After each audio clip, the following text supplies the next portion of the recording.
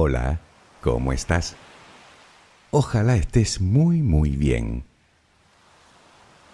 Hoy hablaremos de las montañas. Supongo que no hace falta que te explique lo que es una montaña, ¿verdad?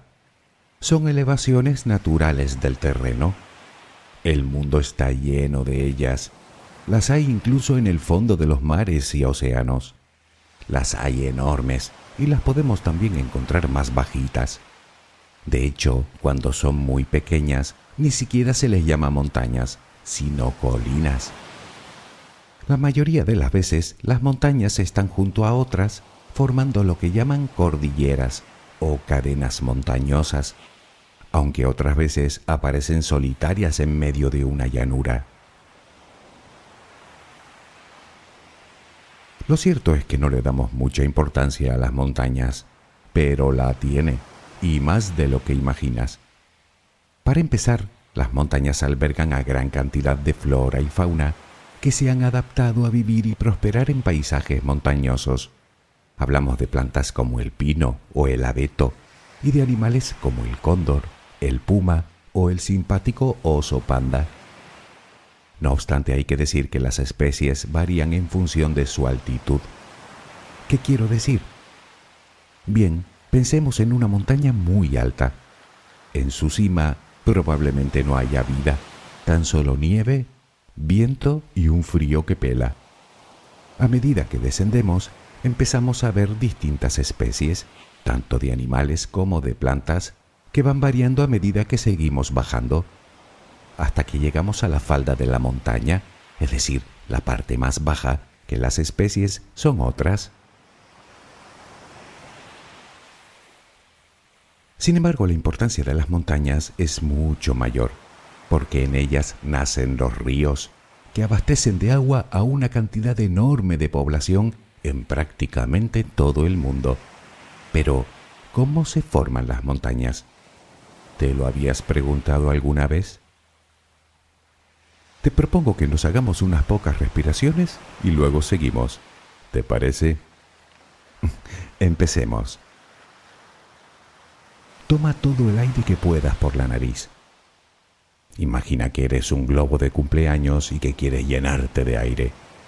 Antes de soltarlo, cuentas mentalmente hasta 3. 1, 2 y 3 y lo sueltas despacito. Cuando hayas soltado todo el aire, repítelo. Tomas aire de nuevo por la nariz, cuentas hasta 3, 1, 2, 3 y lo sueltas muy despacio. Lo hacemos una vez más. Inspira, llénate de aire, cuenta hasta 3 y suéltalo lentamente. Última vez, toma aire, cuenta hasta 3 y échalo. Despacio, sin prisas. Cuando termines, ya puedes respirar normalmente, como siempre lo haces. Como dato curioso, debes saber que la altura de la montaña no se mide desde su falda, sino desde el nivel del mar, aunque la montaña esté tierra adentro. ¿Cómo se miden? Bueno, pues con determinados aparatos y cálculos matemáticos. Así sabemos cuánto miden las montañas de nuestro planeta. La más alta, como sabes, es el Monte Everest, que mide, insisto, contando desde el nivel del mar, casi 8.850 metros de altura, nada menos, casi 9 kilómetros. Y forma parte de una cordillera situada en Asia, cuyo nombre tal vez te suene, Cordillera del Himalaya.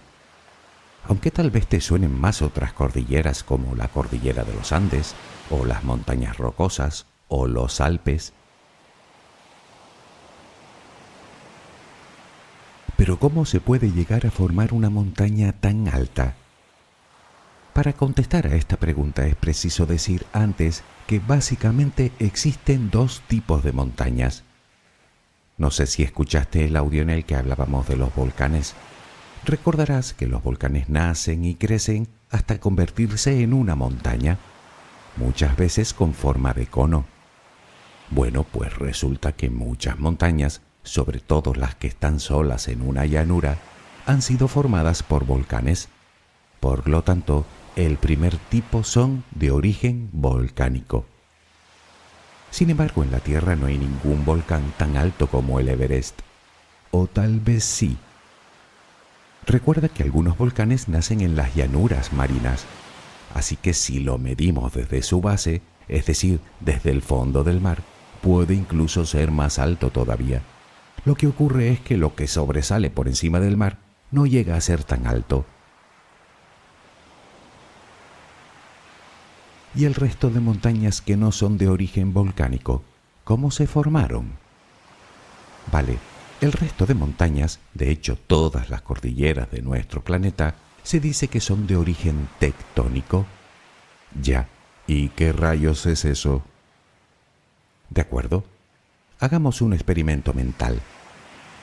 Imagina que tienes dos pequeñas alfombras en el suelo. Ahora vas acercando una a la otra hasta que se tocan. ¿Lo tienes? Bien, ahora sigue empujando lentamente una contra la otra. ¿Qué ocurre? Bueno, pues que una se mete debajo de la otra y que se pliegan, haciéndose una o varias montañitas, ¿verdad?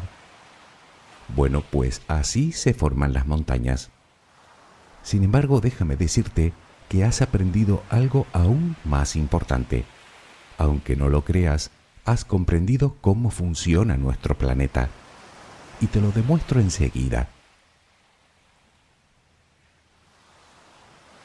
Tal vez estés pensando que el ejemplo de las alfombras no tiene nada que ver con el tema de hoy. Pues sí. Verás, nuestro planeta tiene una corteza muy fina, compuesta fundamentalmente de roca. Básicamente es donde vivimos nosotros, donde están las montañas, los valles, los ríos, los mares y océanos, los pueblos, las ciudades. Por debajo de la corteza tenemos el manto, formado por roca pero muy caliente, que cuando se acerca a la corteza se vuelve líquida, es decir, que se vuelve magma. Pues bien, para que te hagas una idea, se puede decir que la corteza de la Tierra flota sobre el magma. Pero hay que tener varias cosas más en cuenta. La corteza no está hecha de un solo pedazo, sino de varios. Esos pedazos se llaman placas tectónicas. Por eso se dice que son de origen tectónico, por las placas tectónicas. Podríamos pensar que esas placas están quietas, pero no, se mueven, chocando unas contra otras. Eso sí, se mueven muy lentamente. ¿A qué velocidad?, te preguntas. Pues más o menos al ritmo al que te crecen las uñas. Súper lento, ¿verdad? Bueno, pues igual que en el experimento de las alfombras, esas placas chocan entre ellas. Lo que ocurre a continuación es que una se mete debajo de la otra, quedando una por encima y otra por debajo. La que queda por debajo penetra en la tierra y termina de nuevo en el manto. Es un proceso que se llama subducción. Cuando llega al manto, como está tan caliente, esa corteza se funde y vuelve a salir por algunas grietas formando volcanes. Mientras tanto, la corteza que queda por encima se pliega dando como resultado las cordilleras.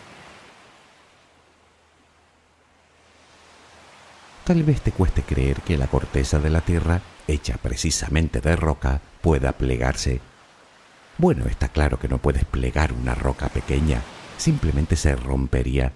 Pero piensa que aquí no hablamos de una simple piedra que puedas ver en el campo, por grande que sea, sino que se trata de extensiones de terreno enormes, de miles de kilómetros. Bueno, tanto como para formar nada menos que una cordillera. Y por otro lado debemos tener en cuenta que las fuerzas de la naturaleza, en este caso las del interior de nuestro planeta, son descomunales.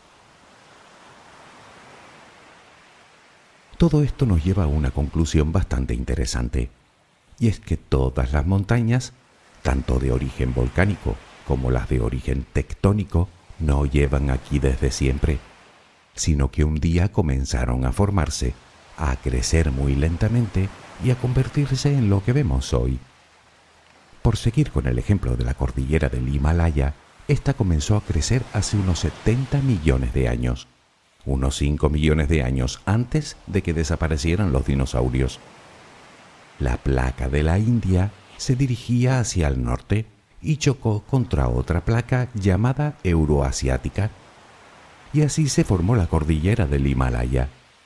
Precisamente entre dichas placas existía un mar, el mar de Tetis, que simplemente desapareció. Por eso podemos encontrar fósiles marinos en lugares en los que hoy hay montañas. Claro que la pregunta es, ¿las montañas duran para siempre? No, en absoluto. La superficie de la Tierra ha cambiado muchas veces desde que se creó nuestro planeta. En el mundo ya han habido enormes cordilleras que han desaparecido por completo. Y todas las que hoy existen, hasta la más grande, algún día desaparecerá sin dejar prácticamente ningún rastro. El motivo es fundamentalmente la erosión. Verás, en las cumbres hay nieve. En verano esa nieve se derrite y desciende ladera abajo arrastrando tierras y pequeñas rocas. Y ya que nadie repone el material que se lleva el agua, cada vez la montaña se va volviendo más pequeña. Y si a eso le sumas la acción del viento, pues más erosión todavía. Naturalmente hablamos de un proceso muy lento, lentísimo, que puede llevar muchos millones de años. Pero sí, algún día toda la superficie de la Tierra habrá cambiado por completo. Y no solo las montañas, sino los mares, los océanos, los lagos, los ríos, las llanuras, hasta los polos. Todo. Te he explicado todo esto de forma muy simple. Está claro que los procesos de los que hablamos son un poquito más complejos, pero fundamentalmente es así. Así funciona nuestro planeta, de forma lenta pero implacable. Es un poco como las plantas, que crecen tan despacio que no podemos apreciarlo, y sin embargo crecen. Pues igual sucede con los procesos de la Tierra, pero muchísimo más despacio todavía. Las personas encargadas de estudiar estos procesos, llamados procesos geológicos, son precisamente los geólogos y las geólogas. Gracias a estas personas podemos entender cosas tan curiosas como la de hoy, por ejemplo, la formación de las montañas. A mí me parece una ciencia apasionante. ¿A ti no? Pues no sé si has caído en la cuenta, pero hoy has aprendido algo de geología. Algo, por cierto, que muchos adultos no saben. ¿Qué te parece? Mola, ¿verdad? Espero que duermas muy, muy bien. Que descanses. Buenas noches.